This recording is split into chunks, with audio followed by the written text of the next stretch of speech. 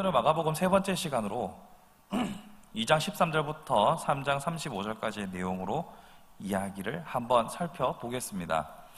마가복음은 제가 가장 먼저 쓰여진 문서고 가장 짧고 간결하게 핵심만을 주로 다루고 있다라고 말씀을 드렸습니다. 그래서 그 앞에 하나님의 나라의 기초들에 대해서 설명했고, 그리고 예수 그리스도의 승리에 대해서 말하고 있다라고 했습니다. 그러면 오늘은 예수님의 대적들이 과연 누구인가? 예수님께서 싸웠던 자들은 사탄의 권세 외에 또 어떤 것들이 있었는가를 중심으로 살펴볼 겁니다. 여러분이 오늘 읽었던 본문을 한번 간략하게 정리해보면, 먼저 2장 13절부터는 세리인 레위를 부르시고 그 외에도 많은 죄인들과 함께 있음으로 해서 바리새인들과의 갈등이 생기는 장면이 처음 나타납니다. 두 번째로는 예수님께서 금식 논쟁, 다른 요한의 제자도 그렇고 바리새인들도 금식하고 오는데 왜 당신과 당신의 제자들은 금식하지 않느냐라는 질문을 받고 그에 대한 답을 하시는 장면이 나타납니다. 세 번째는 안식일에 일어난 사건 두 가지가 펼쳐지는데요. 하나는 안식일 날 예수님과 그의 제자들이 이삭을 비벼서 이렇게 먹는 장면이 나옵니다. 음식 먹는 게 뭐가 문제냐라고 볼 수 있겠지만, 여기서 단순히 음식을 먹는 것이 아니라 음식을 취해서 먹는 장면을 문제 삼습니다. 구약의 율법에 따르면 음식을 취하는 행동, 그러니까 밭에 나가서 과수원에 나가서 과일을 따서 안식일에 먹으면 그것 자체는 일을 한 것이 되기 때문에 범죄가 됩니다. 율법에 기초하여서. 그래서 전날 음식거리를 다 준비해 놓고 그날은 먹기만 해야 한다는 것이 그들의 상식이었습니다. 그런데 그 상식을 정면으로 예수님께서는 깨버리셨죠. 뿐만 아니라 안식일 당일날 손 마른 자가 예수님께 가까이 왔을 때 예수님은 기꺼이 그를 고치십니다. 그러면 이 또 바리새인들의 입장에서는 이 치유의 사역 또한 의사의 의료 행위와 동일하게 일을 했다라고 보는 거죠. 오늘날에도 정통 유대인들이라고 말하는 검은색 옷 입고 살아가는 그 사람들 보면 주일날 그 조명 스위치도 안 켭니다. 그것도 일이 될까봐 철저하고 엄밀하게 계획해서 안식일을 지키죠. 그런 사람들의 입장에서 예수님의 행동은 이해가 안 되는 겁니다. 그렇게 해서 바리새인을 중심으로 한 전통 유대주의자들의 입장과 점점 예수님은 갈등 관계에 들어서게 되고, 이로 인해서 3장 6절을 보면 어떻게 예수를 죽일까 의논하기 시작합니다. 갈등이 커지면 죽이게 되는 거죠.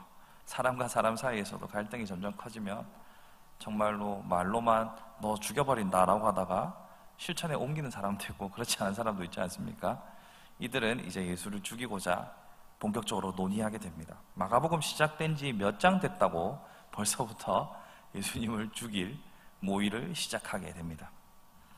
그러고 나서 예수님께서 많은 무리가 계속 나오는 가운데 귀신을 쫓아내시는 사역들이 계속되고 있는 것을 보여주고, 이제 13절부터 19절까지를 보시면 12명의 제자를 확정해서 세우는 모습이 나옵니다. 여기서 가룟 유다니 이는 예수를 판자라라, 이렇게 요즘 말로 하면 이제 스포일러가 방출이 되고 있습니다. 나중에 무슨 일이 있을지를 미리 또 담고 있죠. 그러면서 마지막으로 예수님이 귀신을 쫓아내는 이 역사를 통해서 사람들이 그가 귀신의 우두머리가 아니냐라는 질문들을 하게 됩니다. 그러자 예수께서는 매우 우문현답이라고 할 수 있겠죠. 매우 지혜로운 말씀으로 어떻게 나라가 스스로 분쟁하면 그 나라가 어떻게 설 수 있겠느냐라는 답변으로 그들을 향하여서 말도 안 되는 소리 하지 말라고 입 다물라고 하십니다. 그러고 나서는 마지막에 예수께서 성령을 모독하고 성령을 회방하는 자는 영원히 죄가 된다라는 우리에게 다소 어려운 말씀을 남기게 됩니다. 용서받지 못하는 죄가 우리는 없다라고 배웠습니다. 우리가 죄 중에 제일 큰 죄 하면 살인이라고 우리가 많이 생각을 하게 돼요. 일반 법정에서도 사람을 죽인 사람은 아무래도 법정에서 가장 강한 처벌을 받게 됩니다. 거기에다가 여러 명을 죽였다든지 혹은 또 그 시신을 유기했다든지 시신을 훼손했다든지 이렇게 할 경우에 이제 무기징역 혹은 사형까지 가게 되는 걸 보면 살인이 제일 큰 죄 같아요. 그죠? 그런데 성경에서 말하는 죄는 용서받지 못할 죄는 없다라고 말합니다. 다만 여기서 성령을 모독하는 죄는 구원받을 수 없다라고 말합니다. 그러면 지금 제 뒤에도 지금 성령이란 글자가 떠 있는데 보이시죠? 요거. 예. 도대체 성령을 모독하는 것이 뭘까라고 우리는 의문이 듭니다. 그럼 성령을 모독하는 게 뭘까요? 모독은 별거 아닙니다. 인정하지 않는 거죠. 성령을 인정하지 않으면 용서받지 못한다라는 말입니다. 근데 이걸 너무 복잡하게 생각할 필요 없어요. 쉽게 생각하면 우리가 예수 그리스도를 나의 구주로 고백하고 회개할 수 있도록 이끄시는 분이 누굽니까? 성령님이죠. 그러니까 성령님의 역사가 없으면 우리는 용서가 불가능한 존재가 되어버리는 겁니다. 즉 성령을 회방한다는 것은 예수 그리스도를 나의 구주로 영접하지 않았다라는 증거죠. 성령님 없이 우리는 하나님을 하나님이라 부를 수 없고 예수를 나의 구주라 고백할 수 없습니다. 그러한 의미에서 성령을 회방하는 죄는 다른 그 어떤 것도 아니고 삼위 하나님을 믿지 못하는 자는 구원을 받지 못한다는 말이고, 다른 말로 하면 성령님의 역사를 인정하고 그분을 받아들이고 그분을 통하여서 삼위 하나님을 아는 자는 용서받지 못할 죄가 없다라는 아주 선명하고 단순한 진리로 귀결됩니다. 그러니까 여러분이 성령님을 인정하고 예수 그리스도를 나의 구주로 고백했다면 내가 주 앞에서 용서받지 못할 죄가 무엇이 있겠는가라는 자부심과 당당함, 그리고 감사로 충만한 삶을 살아가는 것, 이것이 우리에게 가장 중요한 것이다 라고 할 수 있겠습니다. 자, 이렇게 우리가 읽었던 본문의 내용들은 다 풀었습니다. 하나 남았죠? 예수께서 마지막에 형제들과 어머니와 다 찾아왔는데 누가 내 어머니고 누가 내 동생이냐 하시면서 가족을 부정하는 일이 생깁니다. 이것도 골치가 아픕니다. 예수님께서는 도대체 이 족보 관리를 어떻게 하시는 것인가? 십자가에도 달리실 때는 내 어머니를 부탁한다라고 또 말씀하시고, 또 어떤 때는 아니고, 이게 우리가 선뜻 이해하기 힘든 내용들입니다. 근데 이것은 또 복잡하게 보실 필요 없습니다. 예수님이 그들을 나의 어머니와 나의 형제라고 말하는 것도 사실이고, 여기서 말한 것처럼 누가 내 가족이라고 할 수 있겠느냐 하는 것도 사실입니다. 다만 어떤 면을 강조하는가가 중요한 거죠. 여기서 예수님께서 강조하시고자 했던 게 뭡니까? 누구든지 하나님의 뜻대로 행하는 자가 내 형제요, 자매요, 어머니다. 이것이 중요한 강조점이기 때문에 이것을 부각해서 어떻게 보면 예수께서 비유로 설명하시는 것처럼 강조해서 설명하고 있는 내용이다라고 보시면 됩니다. 그러면 여기서 예수님께서 정말 강조하고 싶었던 게 뭡니까? 바로 하나님의 뜻대로 행하는 자가 되어라죠. 그런데 오늘 우리가 여러분에게 나눠드렸던 공부할 내용을 보면 하나님의 뜻과 상관없이 살아가는 사람들에 대한 이야기입니다. 과연 하나님과 상관없이 살아가는 사람들과 하나님의 뜻대로 살아가는 사람들은 어떤 차이가 있는지 오늘 한번 살펴봅시다. 여러분 나눠드린 유인물을 한번 보시죠. 1번, 세리를 부르시는 예수님. 자, 예수께서 세관에 앉아있는 레위한테 나를 따르라 라고 말씀하십니다. 그러자 많은 사람들이 예수를 향하여서 죄인과 함께 있는 자라고 비난합니다. 여기 보시면 본문에서 세리뿐만 아니라 많은 죄인들이 함께하고 있는 것을 보게 됩니다. 예수님께서 죄인들이랑 친하게 지내시니까 다른 죄인들도 함께 오는 겁니다. 예수님께서 사람들의 인식 속에 있는 그 벽을 허무시니까 그 벽을 넘어서 그 벽 바깥에 있던 사람들이 함께 모이는 겁니다. 그 당시 죄인들은 차별받고 박해받고 차가운 시선으로부터 늘 소외되어 있었지만 예수께서 그 벽을 허무니까 다 안으로 들어오는 거예요. 그래서 많은 죄인들이 함께 있었던 겁니다. 그런데 왜 이 세리는 죄인으로 취급받았는가? 자, 세리는 오늘날로 치면 세무공무원이죠. 영어로는 텍스 컬렉터라고 여러분 NIV 성경에 나와 있을 겁니다. 자, 지금도 세무공무원은 그렇게 환영받지 못합니다. 세금을 내시는 분들은 모두 다 세무공무원들을 그렇게 썩 달갑지는 않죠. 하지만 이때 당시 이스라엘은 식민지 상황이었다는 것을 우리가 염두에 둘 필요가 있습니다. 로마라는 나라의 대국의 다스림을 받고 있고 그 로마의 세금을 바치기 위한 중간 관리자가 세리인 겁니다. 그러니까 얼마나 더 싫겠어요. 우리가 일본 식민지에 있을 때 친일을 했던 관료들과 같은 이미지겠죠. 거기다가 그때 당시에 문헌들을 보면 정상적으로 세금을 징수하지 않았어요. 그 이상으로 징수해서 차액은 자기들이 취했습니다. 그래서 삭개오 이야기를 보면 그가 내가 만일 부정하게 취한 것이 있다면 돌려주겠다라는 장면이 나오죠. 그 말은 자, 절반을 가난한 사람들에게 나눠주고 이게 삭개오의 첫 번째 공약. 두 번째, 내가 부정하게 취한 것이 있다면 몇 배로 갚아주겠다라고 한 것도 계산해보면 답이 안 나오잖아요. 그 말은 그 사람은 그렇게 부정하게 취하지 않았다라는 말이고 반대로 말하면 많은 세리들이 부정하게 사람들의 돈을 착취하고 있었다라는 말입니다. 자, 그러면 적국의 관료인데다가 부정하게 우리의 재산을 착취해가는 사람이다라고 생각하니까 얼마나 싫겠습니까? 그래서 멸시받고 증오받는 계층으로 자리 잡았습니다. 자, 즉 도둑, 죄인으로 공공연하게 취급받았죠. 자, 그러면 이런 상황에서 이 죄인 중 괴수로 보이는, 여러분 내 돈 뺏어가는 놈이 제일 나쁜 놈 아닙니까? 그죠? 이거는 과거에도 오늘에도 마찬가지입니다. 그런 사람들을 예수님께서 친하게 지내니까, 예수님께서 그들과 거리낌 없이 만나니까 그게 이해가 안 되는 거죠.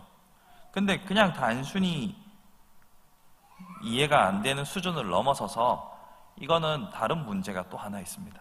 이것은 뭐냐면 이때 당시에 율법이 말하고 있는 거룩과 부정에 대한 문제가 같이 결부되기 때문입니다. 그러니까 저 나쁜 놈들인데 예수님이 왜 저들한테 좋은 말씀도 주고 관계해주고 위로를 해주냐, 이런 단순한 문제가 아니라 이 부정과 거룩이라는 율법의 문제까지 같이 거론이 됩니다. 그게 뭐냐면, 자, 2번 정한 것과 부정한 것, 여기를 한번 보시겠습니다. 자, 당시 바리새인을 비롯해서 그때 사람들이 죄인을 상종하지 않은 이유는 율법이 말하는 거룩이라는 기준을 지키기 위함입니다. 여러분이 많이 사랑하시는 레위기나 또 신명기, 여러분 엄청 사랑하시잖아요. 그거 읽을 때마다 여러분들이 깊은 잠에 빠져드시고 성경 통독을 포기하게 만드는 그 율법들이 나와 있는 걸 보면, 이것은 부정하니 손대지 마라, 부정하니 가까이 하지 마라, 부정한 자는 어떻게 소제를 드리고 화목제를 드려서 정결케 하라, 이런 내용들이 쭉 나옵니다. 거기에 부정한 것들 중에 대표적인 것들이 음식에 관한 부정에 대한 규례들이 있습니다. 또 시체, 또 병, 특별히 피부병 관련된 것, 그 다음에 피, 이런 것들이 부정과 관련된 것들입니다. 그래서 우리 여성분들에게는 죄송합니다만 피를 한 달에 한 번씩 보실 때마다 부정하게 되는 거죠. 부정한 상태가 되는 거죠. 또 죽은 시체도 부정한 것이라서 함부로 시체를 손댈 수도 없었고, 또 먹는 것도 부정한 것들은 손도 댈 수 없었습니다. 자, 그런 상황에서 많은 사람들의 인식의 기준에는 부정한 것을 가까이 하는 것 자체를 문제 삼았던 풍토가 있습니다. 자, 그런데 문제는 뭐냐면 병이라는 구체적이라는 질병 외에 부정한 사람을 가까이 하지 말라는 규례가 없습니다. 율법의 항목을 보면 부정한 사람이라고 한다면 단순히 뭔가 접촉했다거나 병이 있다거나 뭐 이런 걸 떠나서 더 궁극적으로는 여호와의 말씀, 규례를 어긴 사람도 부정한 사람들인데 그 부정한 사람들 가까이 가지 마라, 접하지 말라 이런 게 없습니다.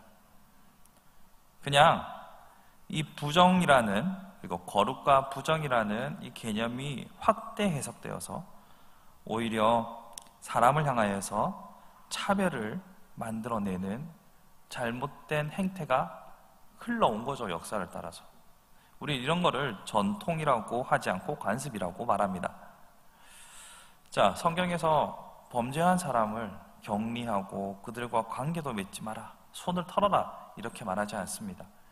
아주 예외적으로 이런 건 있습니다. 부모의 말씀에 순종하지 않는 자는 돌로 쳐서 죽이라라는 게 있습니다. 누구도 자유로울 수 없죠. 예.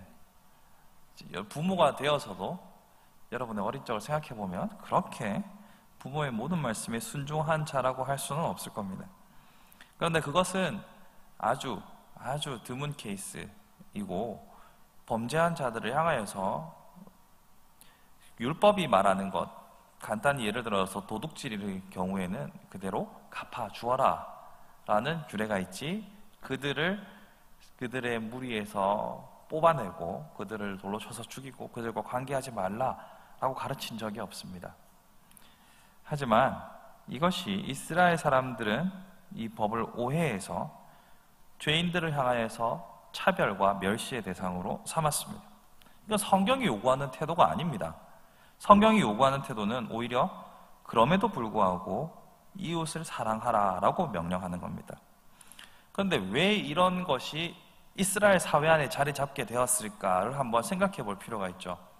왜 죄인들을 향해서 그렇게 터부시하고 미워하고 격리하려고 했을까? 자, 여러분이 2번의 밑에서 하나, 둘, 셋, 네 번째, 다섯째 줄이거든요. 뒤에 오히려 인간이 만든, 요거부터 한번 보겠습니다.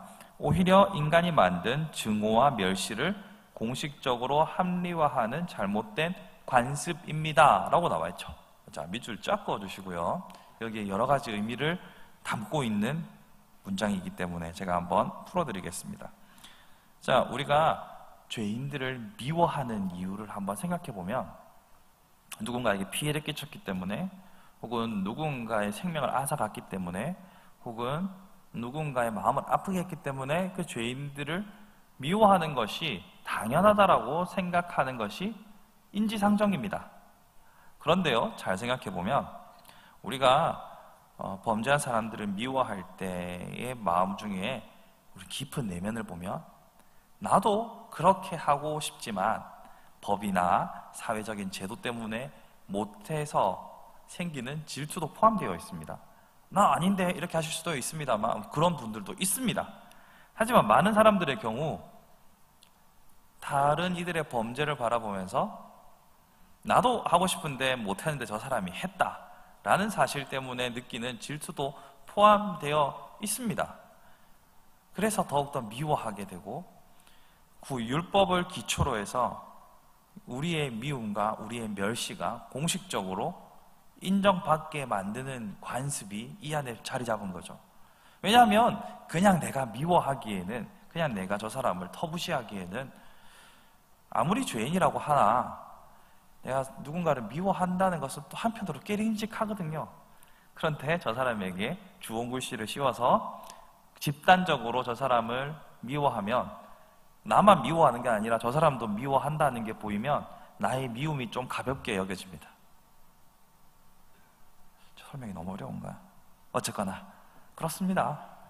그러니까 돌을 던져서 사람을 죽일 때 혼자서 돌을 던져서 사람을 죽이는 것과 집단적으로 함께 돌을 던져서 죽일 때 자신이 느끼는 어떤 감정은 매우 다를 수 있습니다. 많은 사람들이 악플을 달고 있는 연예인을 향해서 나도 악플 하나 다는 것은 크게 어렵지 않습니다.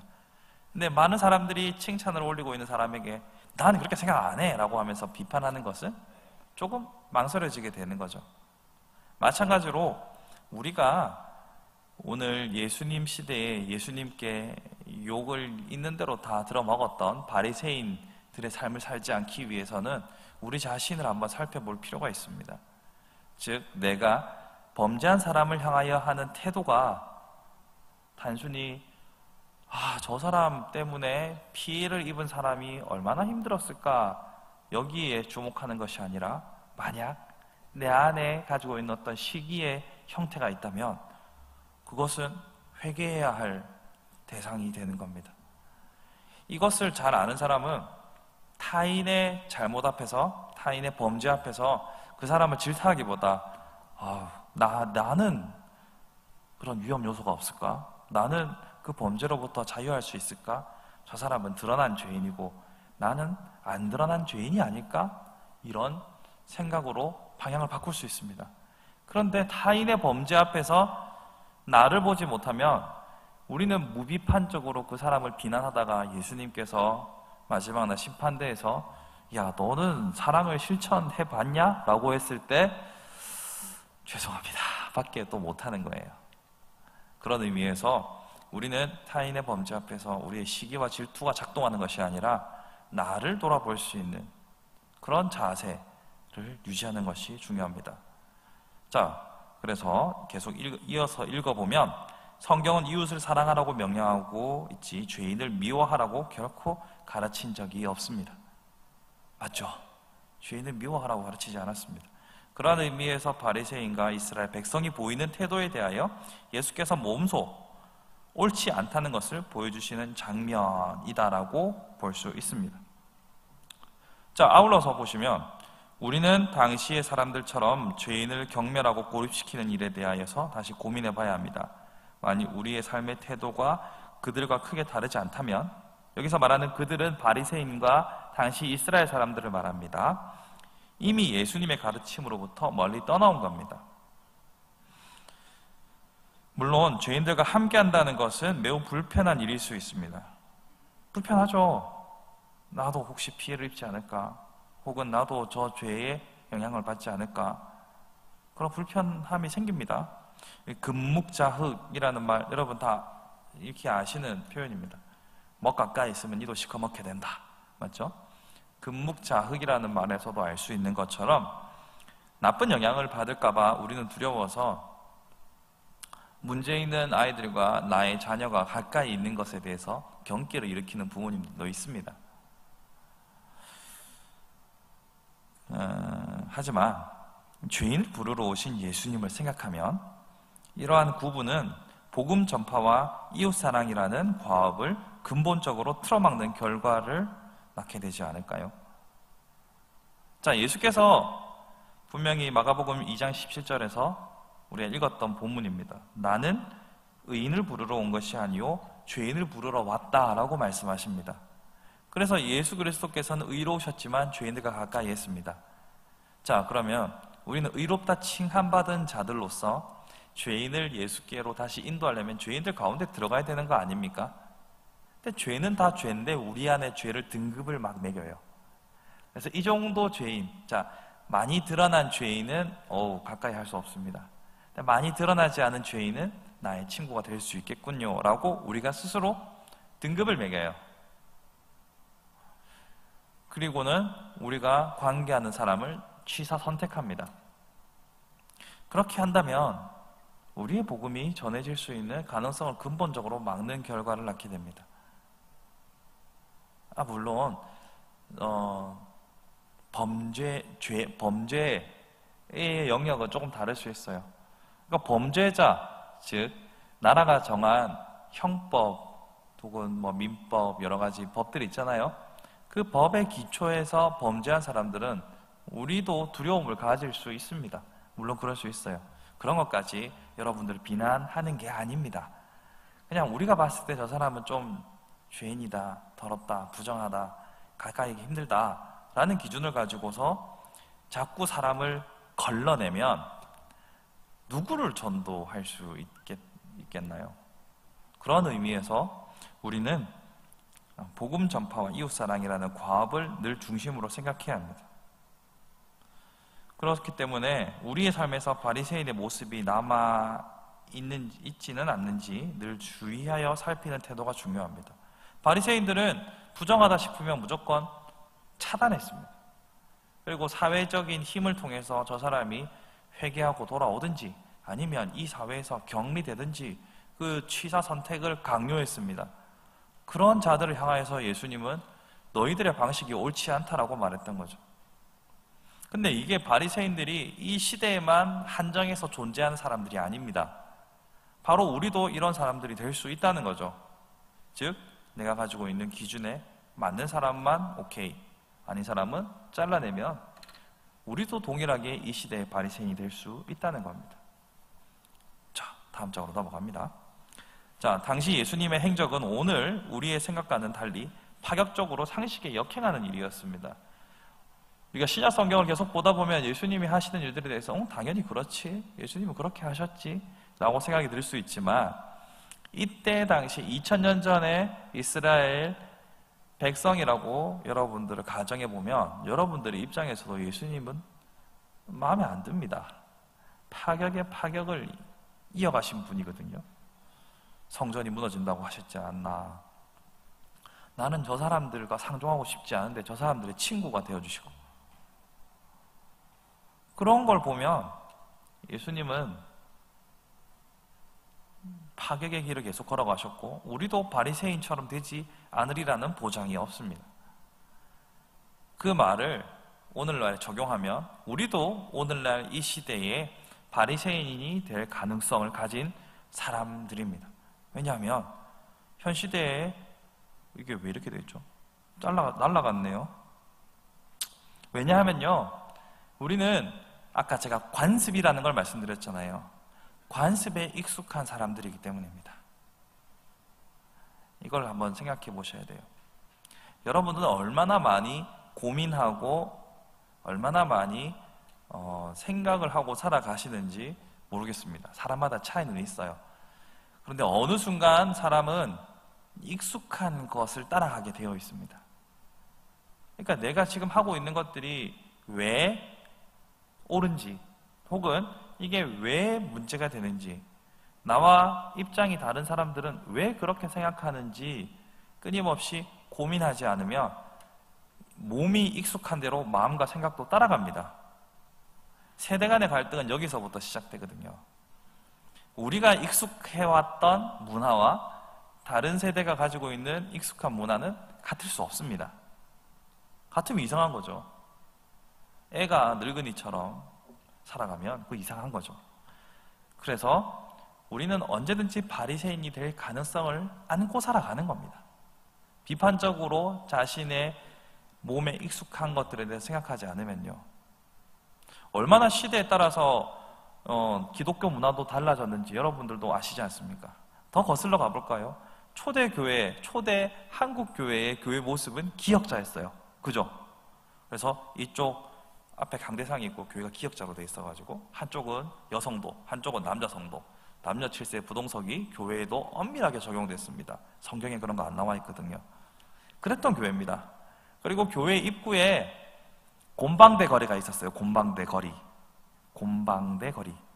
뭔지 아시죠? 곰방대 하는 거, 긴 거. 이거를 성도들이 들고 교회로 옵니다. 그래서 장로님부터 해서 저 밑에 청년까지 해서 짬순으로 곰방대를 짜라라라 걸어놓고 예배드리고 나와서 다시 그거 들고 함께 끼견하면서 교제를 나눴습니다. 오늘과 같습니까? 아니죠. 그것이 예수 그리스도께서 교회를 만들고 오늘날까지도 교회는 계속해서 변해왔습니다. 어떤 시대에 어떤 문화가, 여기서 문화입니다. 문화, 진리가 아니고 문화가 영속적이고 모든 문화에 적용되는 것들은 없습니다. 그렇게 따지고 보면 우리는 계속해서 고민하고 생각하고 상대방의 입장에서 여러 가지 의견들을 함께 수렴하지 않으면 우리도 동일하게 우리가 눈에 보이는 것들로 사람들을 판단하고 평가하는 바리새인이 될 수 있다는 거죠. 자, 그러면 이 왜냐하면 내용은 알아서 채우십시오. 우리는 제가 읽어드릴게요. 관습에 익숙한 사람들이기 때문입니다. 왜냐하면 우리는 관습에 익숙한 사람들이기 때문입니다. 제가 오늘은 오타가 없을 거라고 기분 좋게 갖고 왔는데, 자, 그러면 우리가 오늘날 이 시대의 바리새인이 되지 않으려면 무엇을 주의해야 할까요? 자, 먼저 여러분, 큰바위 얼굴이라는 책이 교과서에 실려 있었기 때문에 많은 분들이 아실 겁니다. 이 발음을 알아서 하십시오. 그냥 한글 표기로 내선이열 호손, 호손의 작품 큰바위 얼굴을 보면, 여러분, 큰바위 얼굴 이야기를 제가 굳이 다 설명 안 드려도 아시겠죠? 산에 큰바위 얼굴이 있는데 인자하고 아주 명예롭고 훌륭한 인품을 가진 듯한 그 얼굴을 닮은 사람이 나타나면 정말로 시대를 변화시키고 존경받는 그런 사람이 될 것이다 라는 전설의 이야기를 기초로 해서 어떤 정치 상인도 나오고 장군도 나오고 정치가도 나오고 시인도 나와요. 근데 이 사람들이 처음 사람들이 저 큰바위 얼굴이랑 닮았다 라고 생각했지만 시간이 지나면 지날수록 아닌 것 같은 거예요.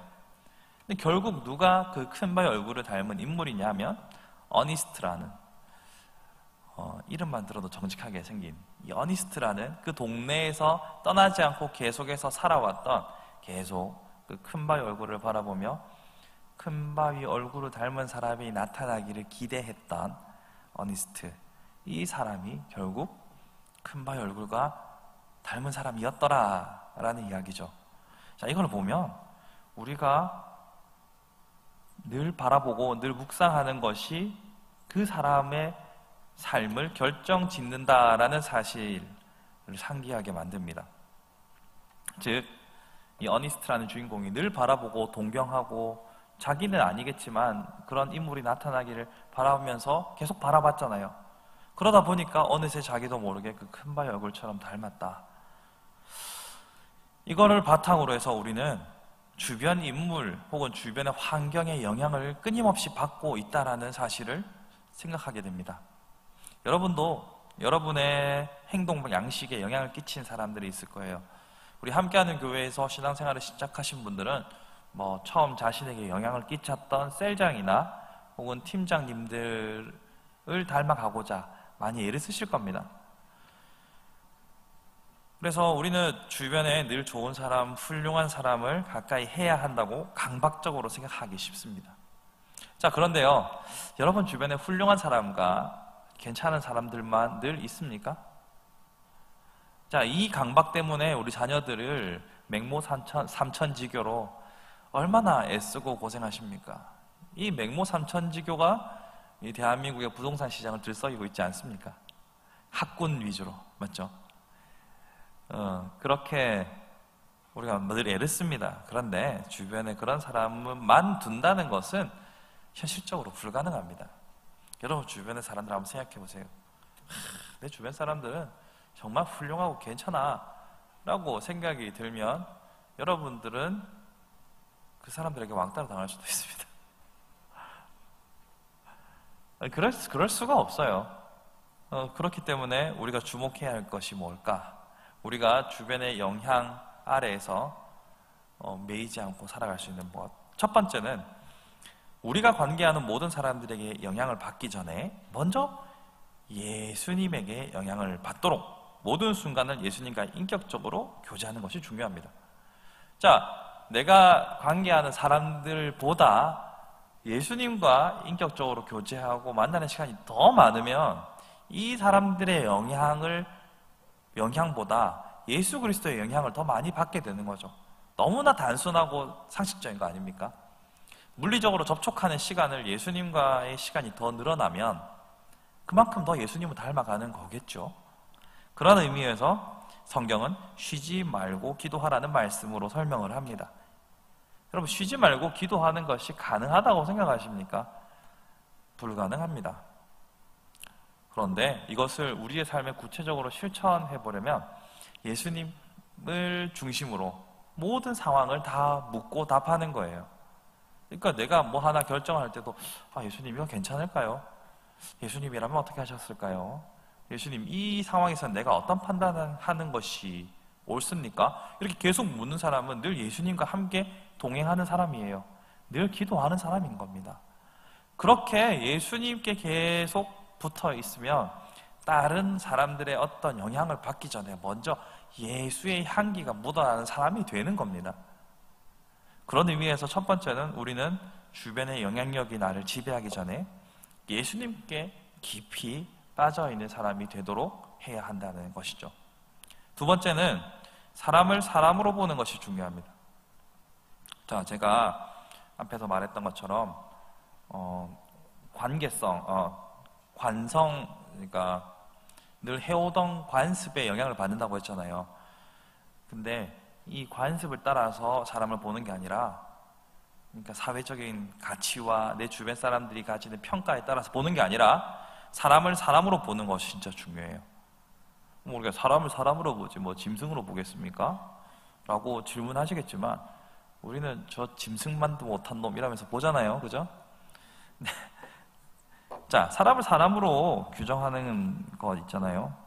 다른 사람을 어떤 사람, 뭐 좋은 사람, 나쁜 사람, 뺀질한 사람, 부지런한 사람, 성질 더러운 사람, 뭐 이런 사람으로 규정하기 전에 먼저 똑같은 사람으로 보는 게 중요합니다. 나와 다를 바 없는 죄의 본성을 가지고 있는 근본적 죄인으로 보는 자세가 필요합니다. 나와 다른 사람을 같은 존재, 원천적 죄를 가지고 있는, 원죄를 가지고 있는 죄인으로 바라보면요, 다른 이들을 전적으로 부정하거나 반대로 전적으로 물들지 않을 수 있습니다. 그러니까 저 사람도 똑같이 죄인이니까 저 사람은 약해서 그 죄에 넘어졌구나, 혹은 저 사람은 성령의 능력으로 죄를 이기며 살아가는구나, 이렇게 볼 수 있는 기초는 똑같은, 나와 똑같은 연약한 사람으로 보는 데서 시작하는 겁니다. 그렇게 사람으로 보기 시작하면, 그 죄의 본성을 가지고 있는 사람으로 보기 시작하면 우리는 어떤 색안경을 떠나서 그 사람 자체에 집중할 수 있게 되는 거예요. 자꾸 우리가 어떤 뭐뭐한 사람이라는 이름표를 계속 붙이면요, 그 사람이 안 보여요. 그 사람이 한 행실만 보여요. 그렇게 되면 사랑하기 힘듭니다. 그렇게 나도 저 사람도 똑같은 사람으로 보는 것, 이것을 성경은 다른 말로 겸손이라고도 말합니다. 내가 저 사람보다 나을 것도 없고 내가 저 사람보다 못할 것도 없고 그냥 하나님 앞에서 똑같은 존재로 얼마나 성령의 능력을 따라서 죄와 싸워 나가고 있는가, 이 사실만 중요한 거죠. 그래서 우리가 오늘날의 바리새인이 되지 않기 위해서는 어떤 사람으로 규정하기보다 똑같은 사람으로 먼저 보는 안목이 필요합니다. 바리새인들은 다른 타인들을 똑같은 기준으로 봐주지 않았어요. 눈에 보이는 행실을 통해서 죄인으로 보거나 아니면 의인으로 보거나 먼저 규정을 먼저 했어요. 거기에는 사랑도 없고 아무런 희망도 없습니다. 세 번째는요, 자신을 끊임없이 돌아봐야 합니다. 자, 주변에 흔들리지 않고 바리새인이 되지 않는 세 번째 방법은 자신을 끊임없이 돌아보는 겁니다. 좀 멋을 내서 정의하면 성찰이라고 할 수 있어요. 자, 성찰의 사전적 의미는 자신이 한 일을 깊이 되돌아보는 일을 말합니다. 사실 여러분 그 누구도 성찰하지 않는 분은 없습니다. 하루를 생각하면서 내가 오늘 좀 성질을 덜 낼걸, 내가 오늘 조금만 더 친절하게 할걸, 내가 오늘 조금만 참을걸, 내가 왜 그렇게 했을까 막 이렇게 생각하면서 자다가 막 머리를 쥐어뜯기도 하고 이불을 걷어차기도 하고 막 혼자서 부끄러워가지고 얼굴이 벌개지기도 하고 뭐 그렇죠? 자, 근데 이것은 자신의 한 일을 깊이 되돌아보는 것에서 깊이를 한번 생각해 볼 필요가 있어요. 그러니까 내가 왜 그랬을까 단순히 거기 그치는 것이 아니라 정말 깊이 내면을 살펴봐서 내가 무엇이 동기가 돼서 그런 실수를 했을까, 나는 또 왜 그런 판단을 했을까를 생각해 봐야 돼요. 이것을 생각해 보지 않으면 정체됩니다, 사람이. 자, 우리가 종종 아버지를 욕하면서 닮는다라는 말을 씁니다. 많이 쓰죠? 저 욕하면서 닮는다 이러면서. 이런 말 많이 안 쓰십니까? 많이 써요. 보면 아버지가 술주정뱅이여가지고 자녀가 나는 절대 술 안 마실 거야 이렇게 해가지고 진짜로 술을 입에도 대지 않는 사람도 있는 반면에 아버지를 욕하면서 똑같이 술주정뱅이로 살아가는 사람도 있습니다. 자, 이런 행태가 나타나는 이유는 자기를 깊이 돌아보지 않았기 때문이에요. 그러니까 지금 자기가 보고 배운 대로 극단적인 상황이 되면 그게 탁 튀어나오는 겁니다. 힘들고 괴로울 때 술을 의지하는 아버지를 봤잖아요. 그러니까 자기도 힘들고 괴로울 때 술에 의존하게 되는 겁니다. 즉, 우리가 우리 자신을 깊이 성찰하지 않으면 보고 평소에 영향을 받은 것이 먼저 튀어나오는 거죠. 그런 의미에서 우리는 우리 자신을 늘 돌아봐야 합니다. 자, 우리가 경험했던 것들이 먼저 튀어나온다고 했잖아요.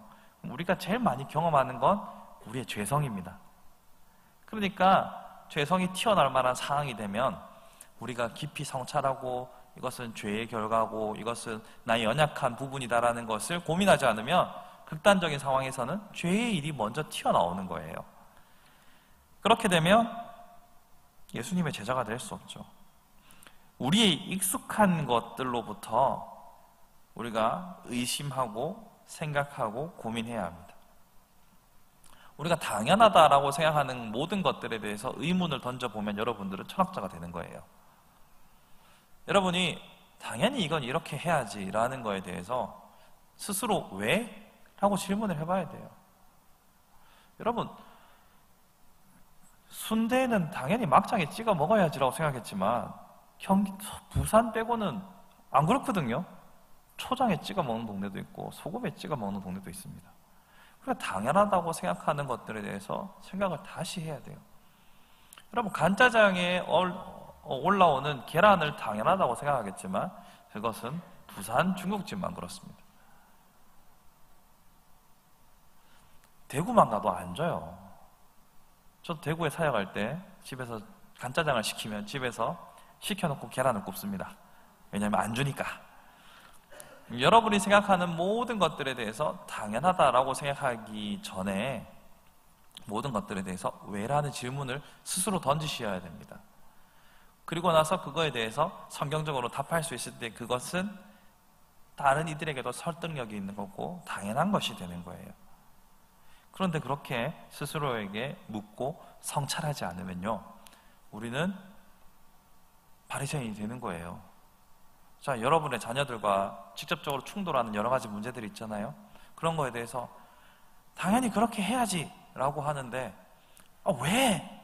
라고 자녀가 아주 버르장머리 없고 싸가지 없게 여러분에게 반박했을 때 여러분이 말문이 막힌다면 한 번쯤 고민해 봐야 되는 겁니다. 이거 내가 정말 말씀의 기초에서 바른 걸 가르치고 있는 건지 아니면 내가 익숙한 것을 말하고 있는지 생각해 봐야 돼요. 익숙한 것의 기초에서 말하면 바리새인이 될 가능성이 농후합니다. 근데 진리의 말씀을 고민해서 가르쳐 준다면 그것은 예수님의 제자가 될 가능성이 더욱더 커지는 겁니다. 이게 중요한 거예요. 그래서 우리가 가지고 있는 생각의 틀, 여기에 매이는 것이 아니라 말씀이 말하고 있는 바를 바르게 이해하는 사람만이 진리를 말해줄 수 있습니다. 물론 이게 쉽지는 않습니다. 편한 게 편하거든요. 익숙한 게 편하고 편한 게 편합니다. 그리고 왜라는 질문은 언제나 우리를 괴롭게 합니다. 왜냐하면 생각을 많이 해야 되거든요. 그래서 소크라테스가 죽은 겁니다. 너 자신을 알라, 그 문장의 풀 내용은, 전체 내용은 네가 뭘 모르는지 알라거든요. 그 아는 것과 모르는 것을 구별해야 되고, 내가 무엇을 알고 모르는지 구별해서 모르는 것에 대해서는 이게 왜 문제지라는 의문을 계속 던져야 되니까 피곤하거든요.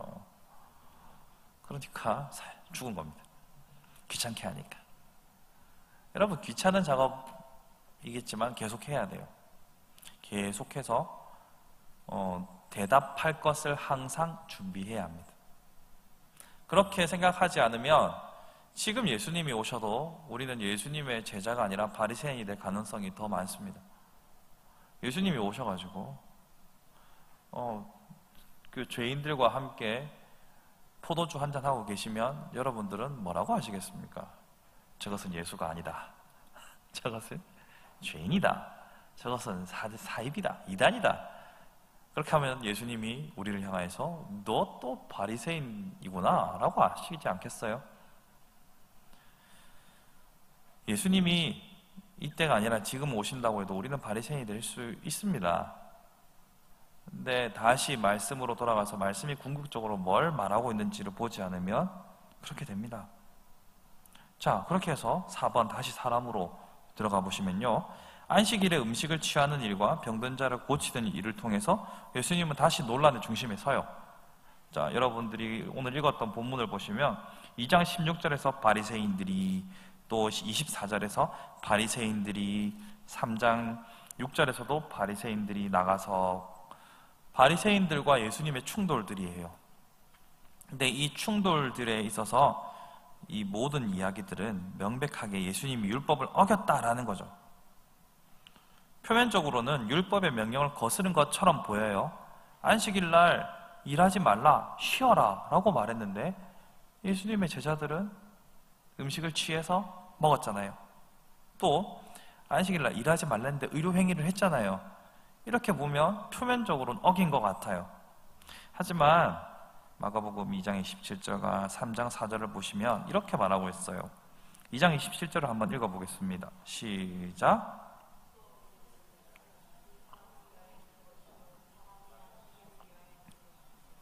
자, 안식일이 사람을 위해 있는 거고 사람이 안식일을 위하여 있는 것이 아니다라고 말하면서 사람을 중심으로 말씀하시죠. 그 다음에 3장 4절 읽어봅시다. 시작.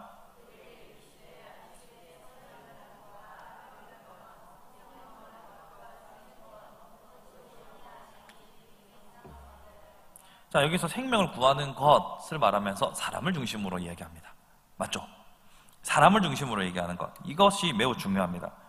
예수님의 관심은 사람이고 이는 하나님 사랑, 이웃 사랑이라는 두 계명이 온 율법과 선지자의 강령이다 라고 말씀하셨던 마태복음 22장 40절의 내용과 맥이 닿죠.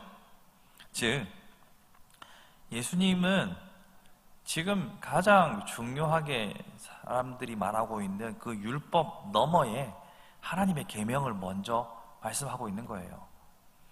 자, 헌법과 법률이 있으면 법률이 헌법의 내용과 맞지 않다고 했을 때 어느 쪽을 따라야 합니까? 헌법을 따라야 되죠. 그래서 법을 제정할 때 이 헌법에 위헌 요소가 없는지를 면밀하게 검토하고 살피는 거예요. 그것처럼 율법이 법이라면, 법전이라면 지금 하나님 사랑, 이웃 사랑이라는 대전제는 헌법인 거예요. 예수님은 이 헌법에 맞게 활동을 하신 거예요. 그런데 바리새인들이 관습에 젖어서 바라보니까 예수님은 헌법에 맞게 행동하셨지만 자신들이 생각하는 법에 안 맞으니까 예수님이 죽일 사람이 되는 거예요. 그래서 바리새인들이 나가서 헤롯 왕과 함께 어떻게 예수를 죽일까 의논했다라고 하는 거예요. 여러분, 이게 예수님의 방식입니다. 예수님은요, 타인의 어떠함보다 더욱 중요한 것이 이웃 사랑이었어요. 생명이었어요. 제가 아까 사람을 사람으로 보라고 했던 것처럼 예수님은 사람이 중요했어요. 그래서 그 사람을 살리기 위한 일을 했어요. 하지만 바리새인들은 그 안에 사람은 보지 못하고 사람을 위하여 있는 율법을 보신 거예요. 여러분, 율법이 사람을 위해 있다는 것이 잘 이해가 안 되시겠지만 율법은 사람을 위해서 있었어요. 간단하게 몇 가지만 예를 들어보면 아까 제가 피 흘리는 것과 피부병에 대해서 부정하다고 해서 하지 말라고, 가까이 하지 말고 접촉하지 말라고 했던 것들 있죠. 예수님께 나병을 치유받고 다시 무리 안으로 들어가는 사람들 이야기를 보시면 그런 사람들은 부정에서 떼어놓았잖아요. 분리했잖아요.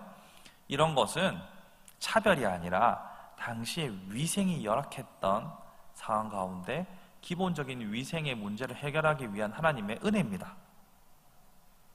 제도적으로 만들어주신 은혜입니다. 그래서 율법을 구분할 때 이런 걸 위생법이라고 해서 따로 카테고리를 만들어요. 더 이상 적용되진 않죠. 마찬가지로 눈에는 눈, 이에는 이, 동해복수법이라는 것도 그때 당시에 그 주변에 편만에 있던 복수하는 방식보다 훨씬 더 적은 거였어요. 개인적으로 가중처벌해가지고 나는 여기 팔에 상처를 입었다 그러면 상대방을 죽이고 이렇게 하는 것들에 대해서 아니다, 딱 그만큼만 해라 라고 그 시대를 훨씬 앞서가는 하나님의 법들이 바로 율법이었어요. 그리고 어떤 죄를 지었든지 제사를 통하여서 하나님과 다시 교제할 수 있는 길을 열어두셨잖아요. 그러니까 율법은 오늘날 우리가 봤을 때는 엄청 깝깝하지만 그때 당시의 사람들에게는 이것이 화평의 법이요 사랑 그 자체였어요. 그렇기 때문에 그 율법을 만드신 하나님의 원리를 따라 살아가야 하는 것이 이스라엘 백성에게 주어진 건데 이 사람들은 이 율법 자체를 목적으로 삼았어요. 사람이 목적이 아니라. 그러니까 바리새인이라는 것이 나타나는 겁니다. 자, 이것을 오늘날 우리에게 치환해 보면 우리가 하나님께서 사랑하신 저 영혼을 중심으로 생각하는 것이 아니라 우리가 가지고 있는 교회 법을 중심으로 사람을 보기 시작하면 사랑이 사라지는 겁니다. 그렇게 사랑이 사라지면 우리는 바리새인이 되는 거예요. 그런데 사람을 중심으로, 여기서 사람을 중심으로라고 해서 아니 어찌 삼위 하나님이 아니라 사람이 중심이란 말, 이 말이 아니고 하나님이 당연히 중심이죠. 하나님 중심, 말씀 중심이고 교회가 중심이어야 되는데 그 중심을 가지고서 사람을 바라볼 때에는 다른 그 어떤 것보다 먼저 사람을 생각할 수 있어야 된다는 겁니다.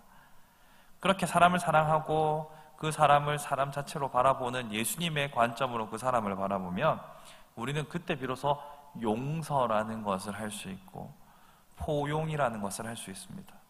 이것이 확장되면 전도라는 것이 가능해집니다. 또 한 가지 생각해 볼 것은 우리가 가지고 있는 이중잣대가 있어요. 믿지 않는 사람들의 범죄에 대해서는 그럴 수 있지라고 합니다.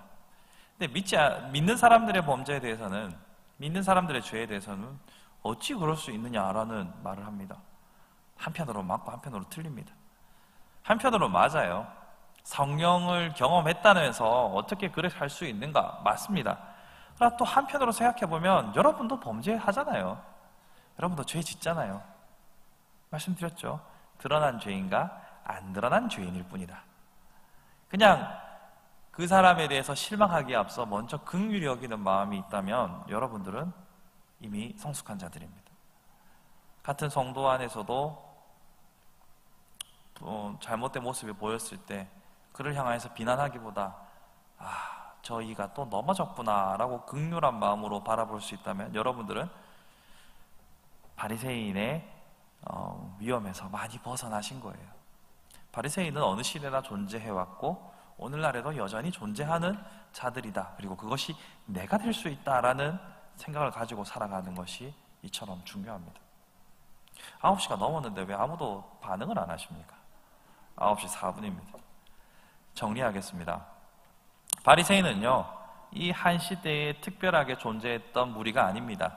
물론 바리새인이라는 계층은 역사적으로 이 시대에 존재했던 사람들이지만 바리새인이라고 명할 수 있는 특징을 가지는 사람들은 어느 시대나 존재할 수 있습니다. 왜냐하면 사람을 중심으로 보지 않고 다른 것을 중심으로 사람을 본다거나 혹은 사람을 그 다른 사람들을 향하여서 내가 가지고 있는 관습을 따라서 재단하기 시작한다면 우리는 똑같이 바리새인이 될 수 있습니다. 그런 의미에서 사람을 사람으로 볼 수 있는 따뜻한 마음, 그리고 내가 아는 것이 옳다라고 생각하는 그런 아집을 버린다면 우리는 바리새인이 되지 않을 수 있습니다. 사랑하는 성도 여러분, 제가 늘 강조드리는 거지만 우리는 객관적일 수가 없거든요. 내가 야, 솔직히 객관적으로라고 말하는 순간 주관이 되는 겁니다. 이것은 제가 이번 주 화요일 새벽 설교 때 했던 내용인데, 우리에게는 객관적인 시선과 잣대라는 것은 늘 우리가 목표로 하는, 훈련해서 도달하고자 하는 단계지만 사실은 우리는 늘 주관적이에요. 그렇죠? 그렇기 때문에 언제든지 열린 마음으로 다른 사람의 의견을 경청하고 집단의 지성을 이용해서 나를 좀 더 객관화시키면서 다른 사람들을 수용하고 이해하고 들어주는 사람이 될 때, 우리는 예수님께서 그래, 네가 바리새인의 길을 조금씩 벗어나고 있구나 라고 인정받을 수 있을 겁니다. 바리새인을 한 시대의 특정한 집단과 무리로 이해하는 것이 아니라 바로 내가 언제든지 빠질 수 있는 위기다라는 것을 인지하고 살아가면 여러분들은 훌륭한 크리스천이 될 수 있을 거라 믿어 의심치 않습니다. 특별히 죄송한 얘기입니다만 바리새인이 될 가능성은 나이가 들수록 더욱더 농후해집니다. 왜냐하면 나이가 들수록 변화가 귀찮아요. 힘들어요. 그래서 젊은이들은 내 나이 50, 60, 70이 되었을 때 나는 얼마나 탄력적인 사람이 될 수 있을 것인가 지금부터 고민하셔야 되고, 연세가 있으신 분들은 지금 내 삶 가운데 바리새인적인 모습은 무엇일까? 내가 남들을 행동으로만 보고 재단하고 판단하고 혀를 차고 있지는 않는가 생각해 보시는 계기가 되었으면 좋겠습니다.